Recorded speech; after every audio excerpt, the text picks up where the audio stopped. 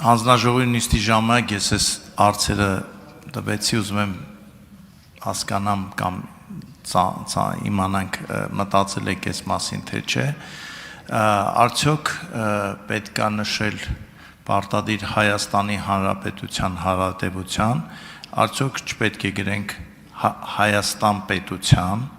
որովհետև ես այնօրն էլ օրինակը բերեցի, կարող է մի X տարի հետո Հայաստանի թագավորական կուսակցությունը ներկա լինի խորհրդանում եւ իրենց նպատակը միապետության հաստատումն է։ Հիմա իր այդ մարդկանց ոնց պարտադրենք, որ երթվեն հանուն Հայաստանի Հանրապետության հարատևության։ Պետք է գտնել, որ հանուն Հայաստան պետության հարատևության։ Երկրորդը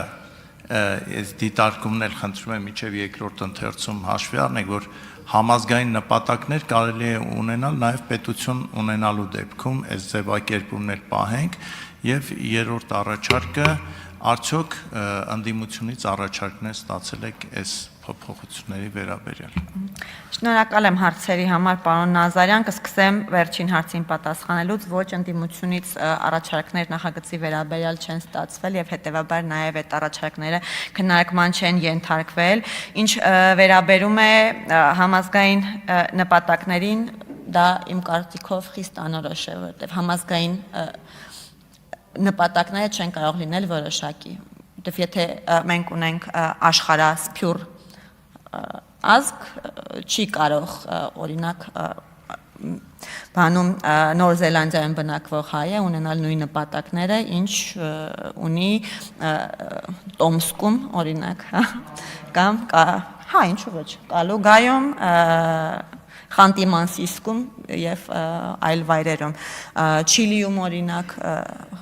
բնակվող հայը։ Այսինքն այդ համազգային նպատակները չեն կարող լինել միասնական, հետեւաբար եւ Հայաստանի Հանրապետության ժողովրդի կողմից ընտրված պաշտոնյան չպետք է աշխարհասփյուռ հայության նպատակներին ծառայի։ Ես ունեմ համոզմունք եւ պնդում եմ, որ Հայաստանի Հանրապետության քաղաքացու կողմից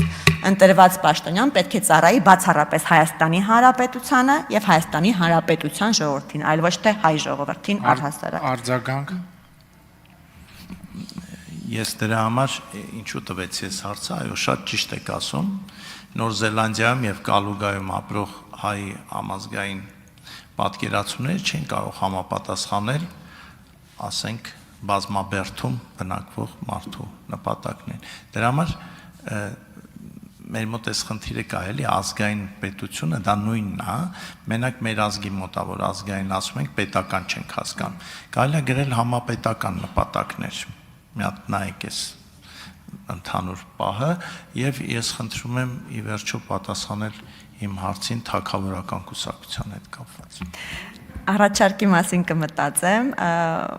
պարոն Նազարյան, չհասցրեցի, այո, նախորդ չի մոռացել, պարզապես չհասցրեցի նաև միապետության վերաբերյալ ձեր նկատառմանը անդրադառնալ։ Ես կարծում եմ, որ այդ առումով էլ չպետք է տեքստում փոփոխություն անենք եւ չպետք է գրենք Հայաստան պետություն այս տեքստի մեջ, որովհետև այս պահին մեր պետությունը կոչվում է Հայաստանի Հանրապետություն։ Այն ժամանակ, երբ մենք ենթադրյալ, կունենանք